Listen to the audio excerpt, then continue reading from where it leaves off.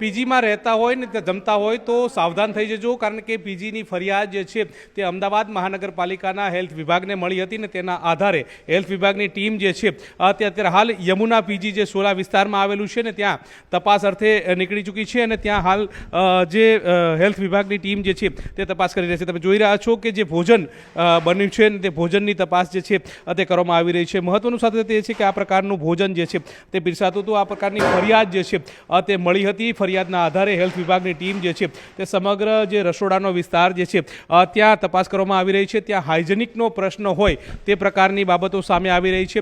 મહત્વનું સાથે સાથે એ છે કે જે સ્વસ્થ જગ્યા હોવી જોઈએ રસોડા માટેની તે પણ ન હોવાની બાબતો જે છે તે સામે આવી રહી છે. જે વસ્તુ વાપરવામાં આવતી હતી તેના માપદંડ બરાબર છે કે નહીં, આ તમામ પ્રકારની તપાસ જે છે તે હેલ્થ વિભાગની ટીમ જે છે તે કરી રહી છે. મહત્વનું સાથે તે છે કે આ તપાસના આધારે કાર્યવાહી જે છે તે મહાનગરપાલિકા દ્વારા કરવામાં આવશે અને ત્યારબાદ જે દંડની જોગવાઈ જે છે તે થતી હોય છે ને તે પ્રકારની કાર્યવાહી એએમસી વિભાગ જે છે તે કરશે. મહત્વનું સાથે તે છે કે એએમસી દ્વારા આ પ્રકારની છાસવારે ફરિયાદ જે છે તે મળતી હોય છે ને ફરિયાદના આધારે એક્શનમાં આવતું હોય છે. તેમાં વધુ એક ફરિયાદ જે છે તે પીજીને લઈને મળી હતી અને ફરિયાદ મળતાની સાથે તપાસ જે છે તે હાથ ધરી છે. एक गुप्त फरियाद आई थी यमुना पीजी के सामने.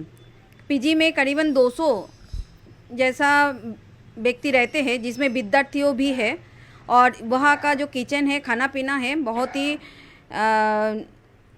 नॉन हाइजीनिक जैसा है और खाने पीने में भी जीवरात निकला है, जिसके सामने कंप्लेन था और हमने Ahmedabad municipal corporation food department को इस बारे में लिखित फरियाद दिया है, जिसके लिए अहमदाबाद फूड डिपार्टमेंट के जो इंस्पेक्टर है उन्होंने वहाँ पे उपस्थित रहे और वहाँ का दायरा किया.